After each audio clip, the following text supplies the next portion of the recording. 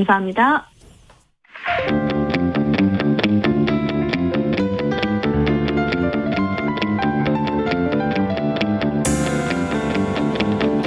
돌아가지 않습니다. 직진 본능 직설하고. 말 돌리지 않습니다. 할 말은 합니다. 일요일을 책임져 주실 직진본능 직설하고의 두 분, 공론센터의 장성철 소장, 뉴스톱의 김준일 수석 에디터, 오늘도 나오셨습니다. 어서 오십시오. 예, 네, 안녕하세요. 네, 이번 주 정치권 이슈들, 장 소장. 네. 뭐뭐 떠오릅니까? 저는 이게 저번 주에요. 이번 주에는 별로 또 이슈가 없을 것 같다라고 생각을 했는데 계속 생기네요. 예. 천공과 백재권, 이화영 부지사의 그렇죠. 뭐 쌍방울 대북송금과 관련된 진술 논란, 예. 그리고 수해 피해와 여권 인사들의 망언, 홍준표, 네. 또 국민의힘 김영환, 의원들도 상당히 망언을 많이 했습니다. 그리고 대통령 장모이신 최은순 여사의 법정 구속, 예. 이렇게 꼽아봤습니다. 예. 전부 사람 이름으로 요약이 되네요. 네. 그렇죠? 김준일 에디터 뭐 예. 추가할 게 있어요? 아니 뭐 뺄 게 없고요. 저도 그 중에서 사실은 이제 제 어떤 국민적으로는 이제 수해나 뭐 이런 것들인데 이 정치 고관여층이 진짜 주목한 거는 장모 최은순 씨, 그렇죠. 그리고 백재권, 예. 백재권 교수 요 두 건이 아마 가장 지금 최근에 벌어졌고요. 요게 딱 금요일 날에 터졌거든요. 그리고 그렇죠. 뭐 요게 지금 가장 화제인 것 같습니다. 네. 뭐 뉴스 프로그램이라는 게 가장 최근에 터진 일부터 우선 취급하는 거 아닙니까? 백재권 천공이 최은순보다 좀 뒤에 나왔죠? 같은 날 아닌가요? 최은순 장모가 좀 더 뒤인가요? 최은순 그렇죠? 씨가 뒤입니다. 거의 비슷해요. 비슷해요. 거의 비슷하게 나와요. 항소심에서 법정 구속. 어떻게 봐야 됩니까 이거? 저도 놀랐어요. 과연 이렇게 법정 구속할 것이냐라고 생각을 했는데 판사가 이런 얘기를 합니다. 죄질이 상당히 불량하고 반성이 안 보이고 도주 우려가 있다. 예. 이런 얘기까지 했거든요. 예. 그렇다면은 우리가 그냥 일반적으로 아는 것보다 판사가 보기에는 상당히 문제가 있었다라고 말씀을 드리는데 대략 정리를 해드리면 2013년 4월 1일부터 10월 11일까지 성남 도촌동 땅 매입 과정에서 총 4차례 349억 원을 저축은행에 예치된 것처럼 잔고 증명서를 위조했다. 예. 주도적으로 범행을 했다. 막대한 부동산 사익을 얻기 위한 수단이었다. 이런 식의 판단인 것 같습니다. 네. 일단 저도 놀랐습니다. 왜냐하면 장모 최은순 씨가 관련해서 지금 여러 건에 지금 관련된 건 아니고 별건으로 지금 소송이 다 있었는데 대부분 이제 벌금형이 나오거나 무죄가 나오거나 뭐 이렇게 됐었거든요. 왜냐하면은 예전에 이제 요양병원 을 만들었는데 그게 의사가 없는데 의사가 있는 것처럼 해가지고 이제 부정수급을 했던 거. 그렇죠. 이것도 본인이 개인 각서 뭐 쓴 거를 이제 사인 간의 각서를 가지고 이거를 이제 뭐 무죄가 내려진 경우들도 있었고. 예. 그리고 뭐 정대택 사건이라고 또 있어요. 뭐 설명하자면 긴데 이것도 뭐 대부분 무죄가 나오고 뭐 그러니까 야 이게 무죄가 나오겠어. 근데 이게 죄질이 정말 안 좋은 게 잔고증명 위조를 법원에다가도 100억 원짜리를 제출했다라는 거예요. 그러니까 상식적이지 않은 거죠. 그러니까 법원이 보기에도 야 이거 그냥 자기들끼리 사기친 거 정도가 아니라 이거를 지금 법원까지 기망을 하려고 했어. 이제 좀 괘씸하게 그렇죠. 이제 본 것 같습니다. 예. 그래서 이게 이제 저는 정말 주목되는 이유가 이제 사법부는 안전할까?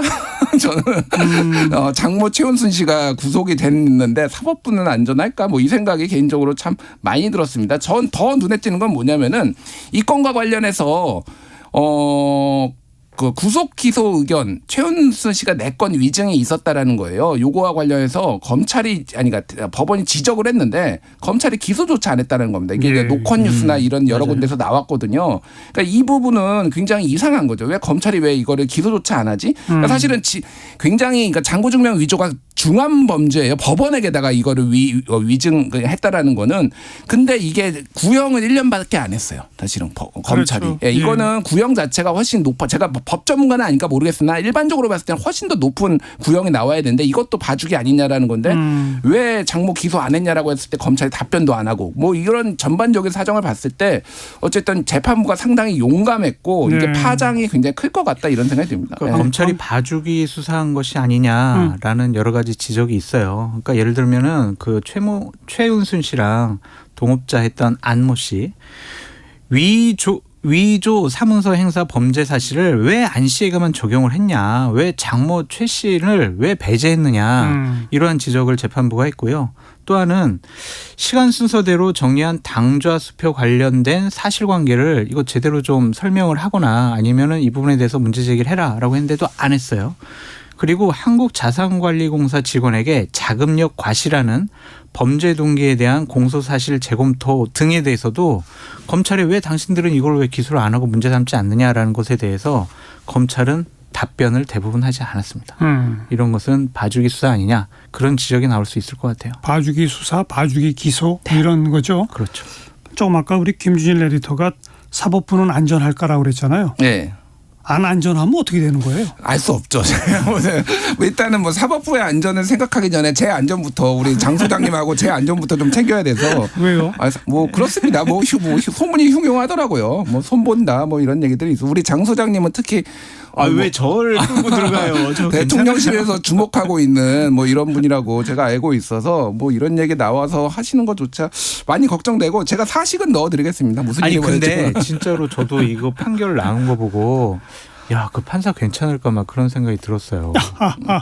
그러니까 과연 대통령의 장모를 이렇게 법정 구속을 하는 것이, 그리고 도주 우려가 있어, 이렇게 생각을 하면서 그것이 과연 안전할까, 이제 신상 다 털릴 것 같다는 생각도 들고. 어제 우리 방송에서 이런 표현들이, 그러니까 도주 우려에다가 재범 우려란 말까지 나왔어요. 네. 그러니까 현직 대통령의 장모인데 재범의 우려가 있고 도주의 우려가 있다라고 판사가 판결문에 쓸 정도면 네. 재판 과정에서 최은순 씨와 그 변호인 측이 어떤 자세와 태도로 임했는지가 보이는 거 아닙니까? 보이죠. 뭐 난 잘못하지 않았다라는 거고, 여러 가지 상황에 대해서 다 부인을 했기 때문에 반성의 기미가 보이지 않다라는 것도 이런 법정 구속의 하나의 요인이 아니었느냐라는 생각이 듭니다. 그러니까 이건 죄가 안 된다, 당신은 나 처벌 못한다, 그렇죠. 그러니 나는 또 이런 일 할 수도 있다, 뭐 그렇게 봤다는 거 아닌가요? 그러니까 이래요. 그러니까 장모 일가, 김건희 여사 일가가 전국에 17개 시도시에 19만 평의 땅이 있단 말이에요. 그 땅과 관련해서 개발이라든지 허가라든지 이런 것과 관련해서 어떠한 다른 불법적인 일들이 벌어지지 않을까, 그런 것도 재판부에서 좀 고려한 것이 아니냐라는 생각도 듭니다. 재범의 우려라는 게 그런 거죠, 그러니까. 그렇죠.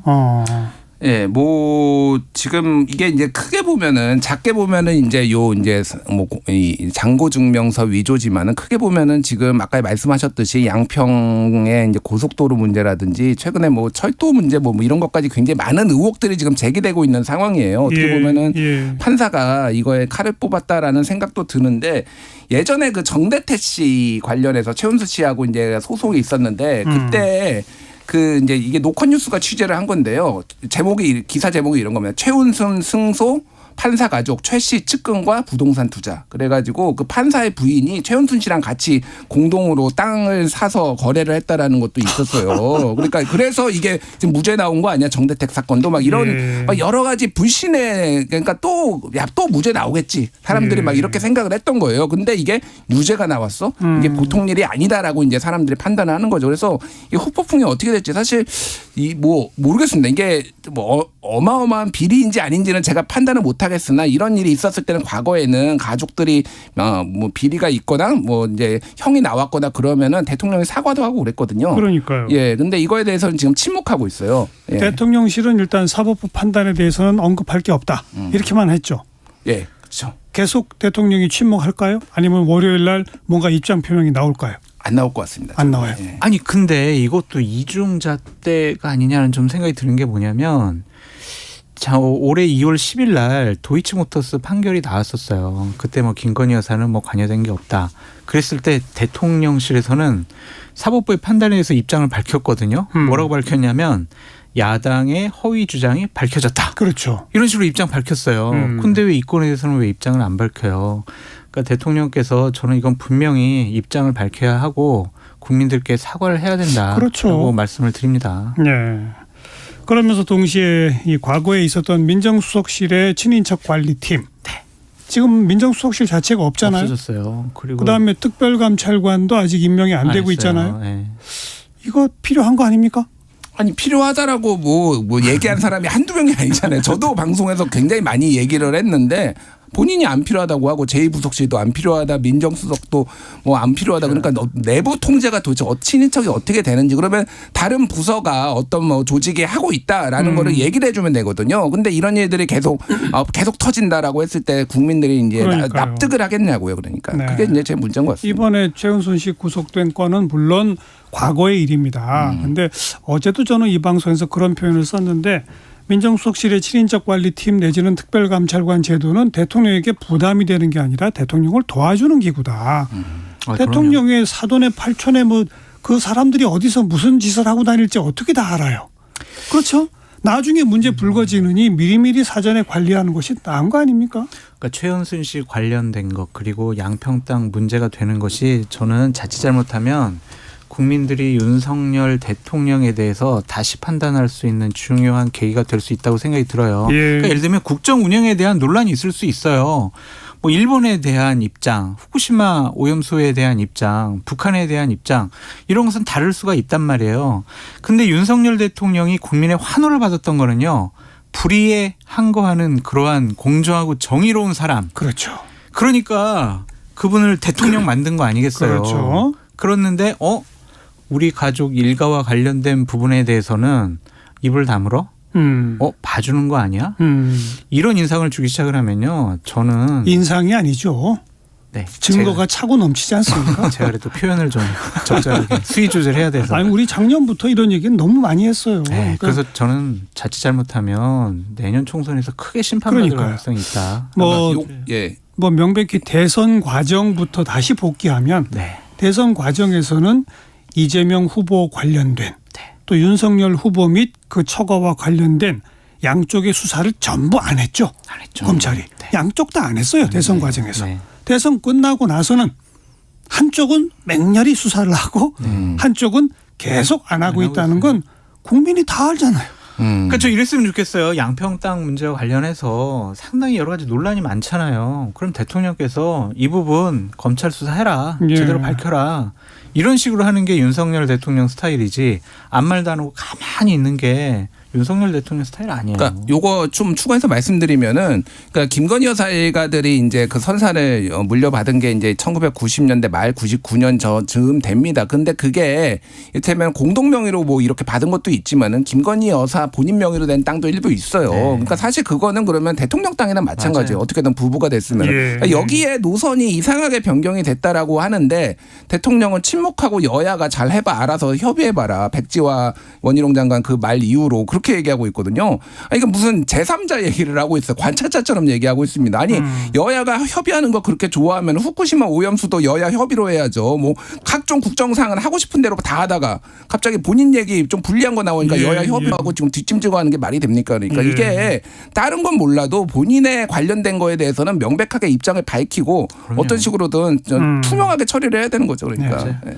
아까 장성철 소장이 그런 건 윤석열 대통령 스타일이 아닙니다라고 했잖아요. 네. 윤석열 스타일이 그런 것 같아요. 대통령 스타일이. 아니, 자기 가족 일과에 대해서는 그러면은 보호하고 팔은 안으로 굽고 그런 분은 아니라고 저는 생각을 해서. 1시 34분 향해 가네요. 잠깐 교통정보 전해드릴게요. 김민희 씨. 현재 김포에서 김해나 제주를 가는 몇몇 항공기는 지연 또는 결항되고 있습니다. 미리 운항 여부를 확인하고 이동하시는 게 좋겠는데요. 여전히 도로 위로는 빗길에 사고가 잇따르고 있습니다. 호남고속도로 천안 쪽으로 주안 부근 2차로에서는 사고가 났고요. 더 가서는 동광주 일대로 정체입니다. 중부 내륙고속도로 양평 쪽으로 감곡 부근에서도 사고가 나면서 1차로와 갓길을 막고 처리 작업을 하고 있습니다. 이 여파바다 이 일대 2km 구간에서 정체입니다. 영동고속도로 인천 방면 정체는 모두 33km 구간에서 이어지고 있는데요.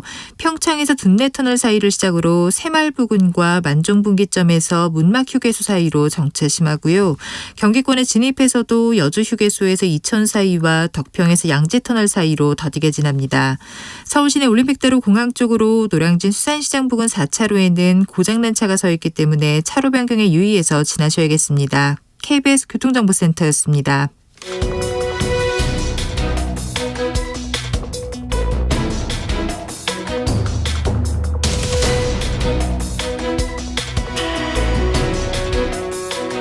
여러분께서는 직진 본능 직설하고를 듣고 계십니다.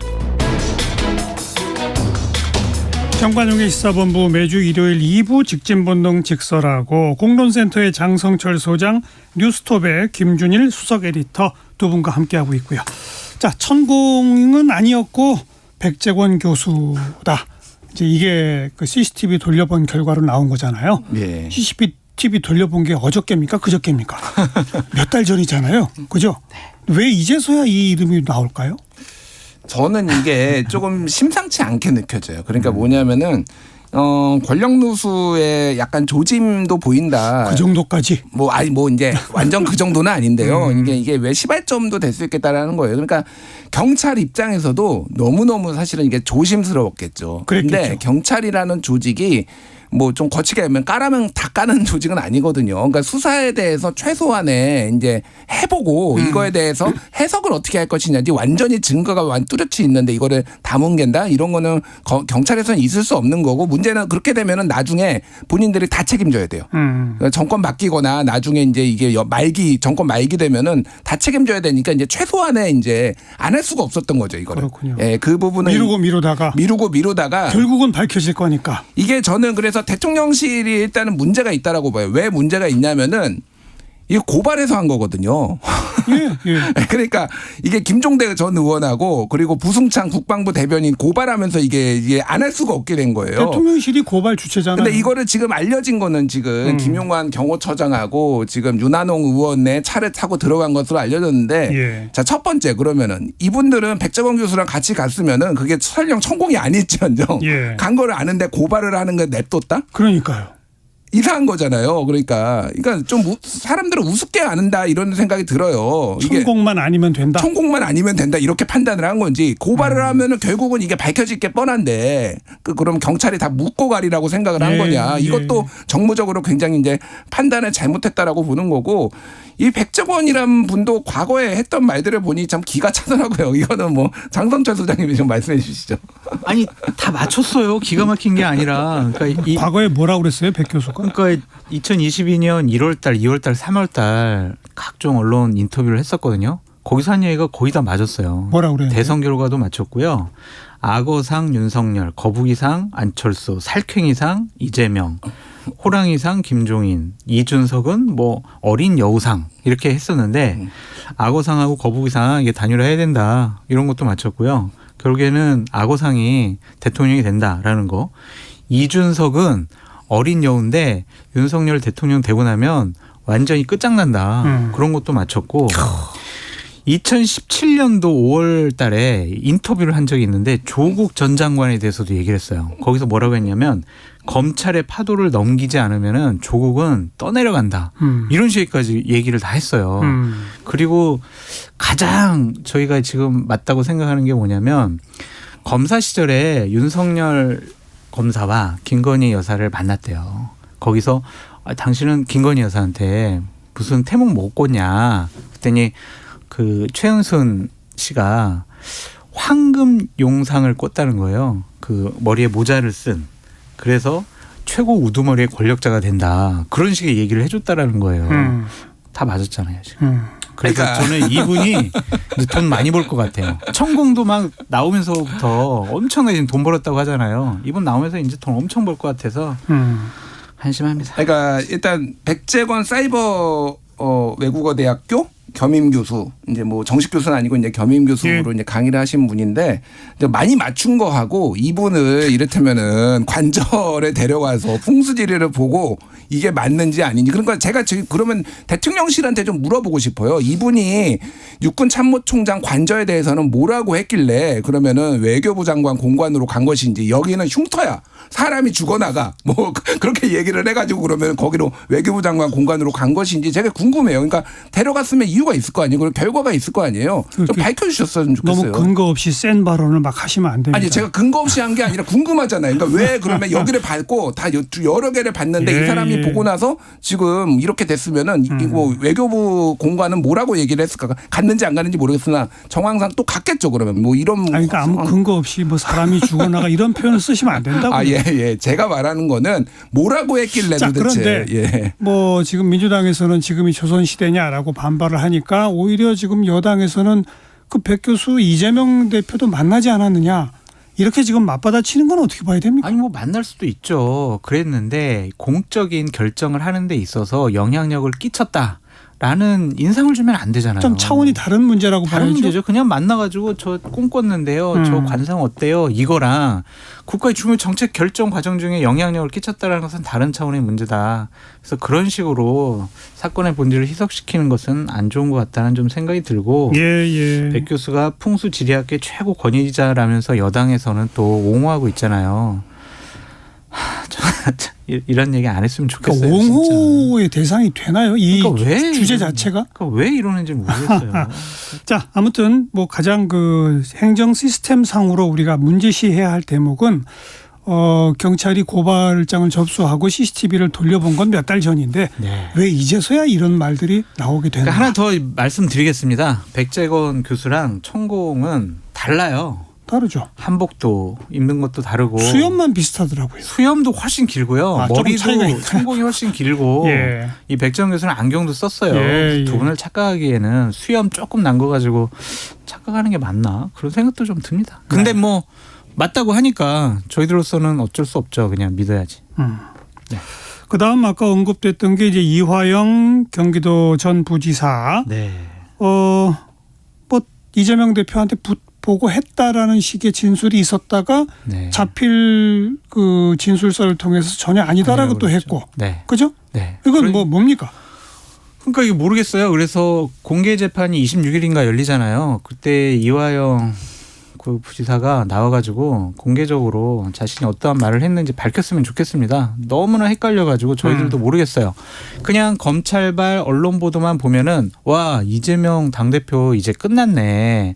완전히 이거 대북 송금하는 거 딱 걸렸다. 예. 그렇게 생각을 했는데 그래서 뭐 급기야 뭐 8월 달에 또 구속영장 네. 청구 뭐 이런 얘기가 쫙 나왔었는데. 네. 그런데 이제 이화영 부지사의 부인께서 또 탄원서 민주당에 보내고 또한 본인은 옥중 편지 보내면서 아니야 검찰이 거짓말하고 있어 이런 얘기를 하고 있거든요. 좀 매듭 좀 지어졌으면 좋겠습니다. 예, 뭐 비슷한 생각인 게 여러 가지 이제 해설들이 나왔잖아요. 그래서 뭐 이해찬 전 대표가 뭐 이제 버렸다, 이재명을 버렸다, 뭐 이제 하태경 의원 같은 경우에는 그런 식으로 이제 해설까지 했는데 사실 이제 그 이화영 지사가 왜 그러면은 그 얘기를 했느냐 이제 뭐 한 것으로 이제 처음에 알려졌다가 이제 번복을 했지만은 예. 그러면은 이제 어떻게 부인할 수 없는 증거들이 너무 많이 나왔다라는 거예요. 이게 네. 국정원 문건도 있고 이를테면은 뭐 경기도에서 여러 가지 쌍방울의 혜택을 줬다라든지 뭐 등등등 해가지고 이게 이제 도저히 아예 사실조차도 부인할 수는 없으니까 이제 이렇게 됐다라는 건데 또 하나는 이제 이건 썰입니다만은 해설들이 나오는 게 이화영 지사 혼자서 이거를 다 감당을 해야 되는 것에 조금 불만이 있었던 거 아니냐. 그러니까 사실상 이제 방치한 상황에서 네. 그래서 나를 좀 케어해라. 뭐 이런 것도 좀 있었던 거 아니냐. 이제 뭐 그런 해설까지 나오고 있어요. 저도 근데 정확하게 모르겠는데 이거는 재판 과정에서 조금 명확하게 밝혀져야 될 것 같아요. 이 부분이. 그래서 실제 그런 증언을 했는지 안 했는지 그거는 법정에서 이제 공판 과정에서 나오겠죠. 그래서 뭐 죄가 있으면 처벌을 받아야죠. 그래서 예. 이재명 대표도 수사선상에 올라올 수밖에 없지 않느냐 지금 상황이면은. 그래서 소환 조사되고 뭐 필요하면은 체포영장까지 날아오지 않겠나 그렇게 보여집니다. 근데 아무리 생각을 해도요. 김성태 쌍방울 회장이 이화영 부지사의 얘기만 듣고 500만 불 한번 보내고 300만 불 보내고 거의 100억에 가까운 돈이잖아요. 그렇게 보냈을까? 뭘 믿고 보냈을까? 근데 이화영 부지사를 통해서 뭐 옆에 있다가 이재명 당시 도지사 전화도 바꿔줘서 뭐 고맙다는 얘기도 들었다. 이런 또 보도도 나오고 있잖아요. 그러니까 이재명 당대표가 무조건 소설이야. 아유 검찰에 정치하는 거야. 조작이야. 이런 식으로만 매도하기에도 무리가 좀 있어 보입니다. 이게 그러니까 두 가지 사안이죠. 쌍방울이 대북 사업과 관련해서 뭔가 독점권이라든지 뭐라든지 갖기 위한 네.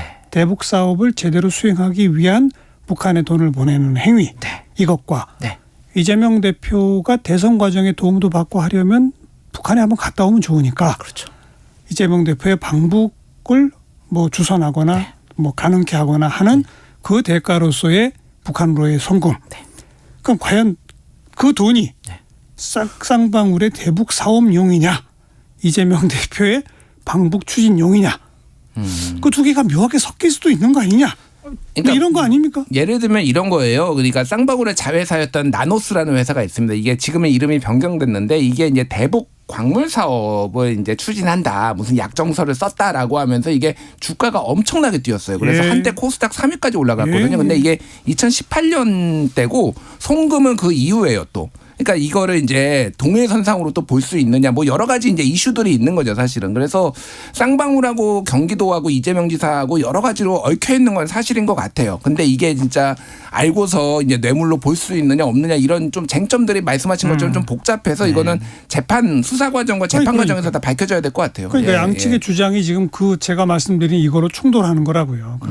이재명 변호인이나 이화영 주부지사 측은 이거는 쌍방울이 대북 사업을 하기 위해서 한 거다라는 주장인 거고 검찰 측은 이건 이재명 뭐 방북 그 과정이다. 그건 이제 재판부가 판단할 수밖에 없는 거예요. 그럼요. 한 돈이 어느 성격의 돈이냐 참 어려운 문제죠 사실. 네. 언론 보도만 보고 판단하기는 좀 무리했어 어려워요. 보입니다. 예. 자 이제 또 언급해야 할 분들이 홍준표 시장, 김영환 지사 그리고 김남국 의원까지 참 곤욕을 치르고 있는 세 사람, 그죠? 예. 그러니까 다 상식적으로 좀 판단했으면 좋겠습니다. 아유, 수혜가 났고 많은 국민들이 어려워하고 있는데 골프 쳤다고 품위 지적을 당했으면 죄송합니다. 잘못됐습니다. 그러면 되지. 트집 잡지 말라고 한 홍준표 시장이나 여러 가지 해명 코인과 관련된 해명을 제대로 해야 되는데 그 제대로 된 해명도 하지 않고 또한 윤리자문위원회에서 제명을 요구를 했는데 공고를 했는데 아유 저는요 잘못한 게 없어요. 이런 식으로 버티는 김남국 의원 다 잘못된 것 같고요. 제발 국민 눈높이에 맞는 상식적인 판단을 스스로 하셨으면 좋겠다 하는 네. 생각이 듭니다. 홍준표 지사는 어떤 정도의 징계가 나올까요? 저는 당원권 정지 정도가 나오지 않을까. 3개월? 3개월 정도. 예, 뭐 더 막 제명 뭐 여기까지 탈당 권유까지 가기에는 당도 굉장히 부담인 게 뭐 여러모로 이제 선거 앞두고 또 이제 뭐 갈라서고 뭐 노이즈 잡음 생기고 그런 부분이 있는데 저는 홍준표 지사 본인을 좀 제가 비판해야 될 것 같아요. 예를 들면은 이게 부적절함은 뭐 말할 필요가 없잖아요. 본인이 예전에 이해찬 총리 2006년에 3.1절 고프로 사퇴하라고 하면서 국민의 눈높이 뭐 상식 도리 이런 거 얘기하다가 본인한테는 적용이 안 되는 예. 내로남불. 1,000명 이상이 다 대구시 공무원들이 나와서 했는데 본인이 시켜서 나온 거 아니라고 하고 본인은 골프 치러 가는 무책임 뭐 기타 등 눈높이에도 안 맞는데 저는 또 최근에 징계 시작되고 나니까 페이스북에다가 과하지욕 이걸 썼다가 삭제했더라고요. 삭튀했더라고요. 소위 삭튀. 그러니까 이게 큰 대의를 위해서 치욕을 참는다. 한신이 이제 바짓가랑이 기어 들어간 거거든요. 아예 또 정신 못 차렸습니다. 이걸 치욕이라고 왜 생각을 하네. 본인이 잘못한 것에 대해서 본인이 정당한 징계를 받는 건데 이거를 마치 치욕인 것처럼 내가 얘기를 하는 것 자체가 이분이 아직도 정신 못 차렸구나. 야, 이거 대통령 할 수 있겠어 이래가지고 이런 사람들이 이거는 기억이 계속 남거든요. 스스로 무덤을 파는 거죠. 뭐. 네, 그러니까요. 왜 이러시죠? 그냥 저는 잘 이해가 안 됩니다. 예. 예. 김남국 의원도 비판 좀 해주세요. 아니 안 물어보셨으니까 아는 거지. 내가 하셨어요. 제가 언급했어요. 김남국 아니 그러니까 이제 순서대로 말씀하셔야 되니까 김남국 의원은 제가 페이스북에다가 거의 제일 먼저 사퇴하라고 얘기를 했어요. 그 입장에 대해서는 제가 변한 적이 없습니다. 일단은. 다른 뭐 이를테면은 뭐 예전에 강용석 뭐 문제가 많았잖아요. 근데 김남국 의원의 차원이 다른 게 업의 본질에 관련된 거예요. 그러니까 업의 이건 말실수 뭐 막말 이런 게 아니라 업의 본질과 관련해서 200회를 상임위 중에 했다라 한두 번이면 제가 정상 참작이라도 하는데 뭐 99억 원은 이게 계속 누적된 거라서 뭐 부풀려졌다라는 주장도 있지만은 그냥 이거 자체로 저는 끝났다고 봅니다. 최근에 올해 3월 달에 일본에서 참의원 상원 의원이 한 명이 제명됐거든요. 일본에서. 왜 그랬냐면은 유튜버인데요. 외국에 거주하고 본회의를 한 번도 안 왔대요. 그래서 한 번도 안 와가지고 참다가 했거든요. 이게 뭐냐면은 이 업의 본질에 관련된 겁니다. 그렇죠. 그러니까 최선을 다해야 된다라는 거. 그러니까 일본도 못 참는 거예요. 거의 없었거든요. 그러니까 이건 마찬가지입니다. 그러니까 저는 그래서 좀 의원들이 이거를 좀 보여줘야 된다. 중요한 문제라고 저는 판단합니다. 본회의 투표 가상자산 뭐 그 소유한 11명 추가 의원이 있다 뭐 이런 얘기가 나오는데 물론 그것도 또 이 거래 내역이 어떤지까지 조사를 해봐야 되는지까지는 모르겠습니다만 가상자산을 갖고 있느냐 안 갖고 있느냐 그 액수가 얼마냐보다 더 중요한 게 방금 김준일 에디터가 말한 것처럼 그런 회의 도중에 200회 거래는 이건 빼도 박도 못하는 거죠. 그렇죠. 그러니까 공인의 자세가 아니다라고 말씀드릴 수밖에 없고요. 국회의원을 왜 합니까? 국민을 대변해서 어려움을 극복하기 위해서 법과 제도로서 국민의 삶을 살펴야 하는 직업이 예. 국회의원이에요. 그렇죠. 본인의 재산 증식을 위해서 국회의원이라는 자리를 이용을 했다? 상임위 장소에서 말이 안 되는 얘기죠. 그렇죠. 헌법에 이렇게 나와 있습니다. 국회의원은 양심에 따라서 국민의 이익을 우선시한다. 근데 본인은 양심도 없이 본인의 이익을 우선시했어요. 예. 그런 사람은 국회의원 자격 없으니까요. 자진 사퇴하는 게 맞다라고 말씀드립니다. 자, 이재명, 이낙연 전 대표와의 그 회동은 폭우 때문에 한번 미루더니 이제 수해 때문에 또 미뤘어요. 근데 뭐 폭우 때문에 한번 미룬 것까지는 뭐 있을 수 있습니다. 뭐 막걸리 마시기로 했는데 막걸리 마시는 건 좀 부적절하니까. 그러면 막걸리를 안 먹더라도 이제는 만나도 되는 거 아니에요? 만나기 싫으니까요. 서로 핑계대 가지고 안 만나는 거다. 그냥. 누가 만나기 싫은 거예요? 뭐 둘 다 만나기 싫겠죠. 근데 그래요? 저는 지금은 이낙연 전 대표가 더 만나기 싫을 것 같습니다. 왜냐하면은 이게 그러니까 지금 이 쌍방울 리스크가 굉장히 갑자기 불거졌잖아요. 이게 저는 뭐 어떻게 될지는 모르지만은 대표의 어떤 자리까지도 흔들릴 수 있다라고 왜냐면은 구속영장이 또 날라와가지고 예, 그러면 예. 본인이 이제 이제 몸을 풀고 등판을 해야 되는 상황인데 뭘 만나가지고 이렇게 저렇게 해서 말로 뭔가를 좀 빌미를 주기가 오히려 조금 껄끄러워질 것 같아요. 제가 그래서 뭐 옳고 그름을 떠나서 이낙연 전 대표가 지금은 그 전에는 누가 더 그랬는지 모르겠으면 이제는 좀 더 만나기 힘들어진 거 아닌가 그렇게 생각이 들고 문희상 그래서 전 국회의장이 지금 총선 실패하면 둘 다 죽는다. 사직생 각오로 조금 만나라 이렇게 좀 중재를 하려는 것 같은데 그때 중재가 막 먹힐지 좀 봐야 될 것 같아요. 예. 안 될 것 같아요. 안 돼요? 네. 그래서 만나기 싫어하고 왜냐면은 이낙연 전 대표가 이재명 당대표 잘하고 있어요. 이재명 당대표 중심으로 내년 총선 잘 치릅시다. 우리 분열하면 안 돼요. 이런 얘기를 하겠냐고요. 그런 얘기는 할 필요가 없죠. 아니 근데 만나면은 그렇게 힘을 실어주든지 아니면 왜냐면은 그 두 분이 힘을 합쳐서 내년 총선 잘 치러달라 이것이 민주당 지지층의 요구인데 이낙연 대표는 이재명 당대표의 대체제라고 생각을 하고 있으니까 만나서 특별히 할 얘기가 없을 편들기도 것 같아요. 그렇고 그렇다고 욕하기도 그렇고 비판하기도 네. 그렇고 그래서 별로 서로 안 만나고 싶어하는 것 같아요. 자, 언제쯤 뭐 만나게 될지 안 만나게 될지 더 지켜봅시다. 직진본능 직설하고 오늘 여기까지입니다. 공론센터 장성철 소장, 뉴스톱의 김준일 수석 에디터 두 분 수고하셨습니다. 감사합니다. 양희은이 부르는 백구 함께 듣고요. 다음 주말 뵙죠. 안녕히 계세요.